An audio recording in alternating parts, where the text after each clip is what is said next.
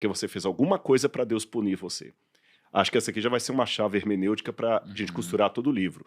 Não pensemos com a cabeça de hoje. Com a cabeça do passado, seu camarada é rico, sadio, próspero, é porque ele está bem com Deus. Se ele é lascado da vida, é porque ele fez alguma coisa e Deus o está punindo. Entendi. Não, muito interessante. E assim, e a gente vê só desse comecinho, cara, que não importa quem você é, cara, você pode passar e provavelmente vai passar por privações e problemas Provações, né? proporcionais, né? Sim. Assim, problemas muito grandes, que é o caso Jó, a gente vai descobrir aqui. E aí, né, continuamos a história. Aliás, não, pera antes de a gente continuar a história, você falou que Jó é histórico. Lendo Jó, né, até vendo alguns vídeos, etc., e eu vejo muitos poemas, e numa das fontes que eu estudei, diz que é incerto o período que ele viveu, justamente porque pouco importava o período que ele tinha vivido, e o que importava era o foco na história de Jó, de fato, né? Assim, o que você tem de elemento para me dizer que Jó, de fato, ele existiu como uma pessoa? Bom, nós temos outros relatos muito parecidos com a história de Jó, que são contados na Babilônia, no Egito, nos textos ugaríticos, também nos textos hititas, muito parecidos, inclusive egípcios.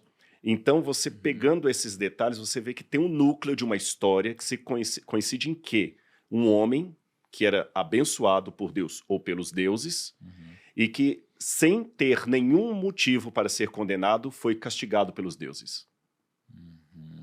Entendeu? Entendi. Então você tem esse enredo é parecido. Esse enredo parecido. Então você vê que tem um núcleo, porque é a mesma história contada por povos diferentes, com algo muito, muito próximo, muito parecido.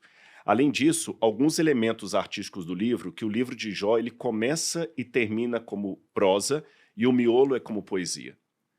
Então o fato dele pegar a poesia e colocar o início e o final como prosa, ele está indicando alguma coisa. Olha, eu estou contando de maneira romanceada uma história que aconteceu. Traduzindo em linguagem atual, é como se alguém agora, na literatura de cordel, contasse a história do cangaceiro Lampião e Maria Bonita, ou do Corisco. Você vê que está romanceado ali, está poético, está fazendo comparações entre o cangaço e as estrelas, qualquer coisa assim, um cordel, mas é baseado num fato real. Então, nós temos vários núcleos, e que eu não vou entrar em detalhes aqui, que são técnicos, literários, que apontam que quem escreveu a história de Jó estava escrevendo a partir de uma perspectiva de algo que aconteceu e ele poetizou uma história.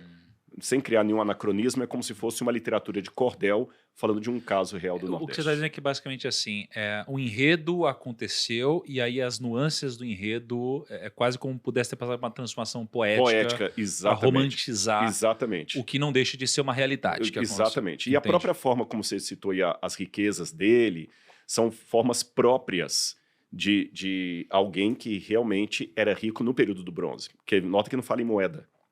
Ele não tinha dinheiro.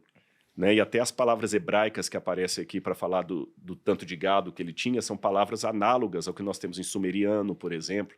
O mesmo perfil. É como se você falar hoje em commodities, em superávit primário, qualquer desses jargões que quem trabalha com economia entende, eles têm, mas é um específico, são jargões da economia agora. Falar em superávit primário, commodities, joint venture, você sabe que você não está falando da economia da época do século XVII. Perfeito. Então, por essa linguagem, a gente sabe mais ou menos que é o período do bronze.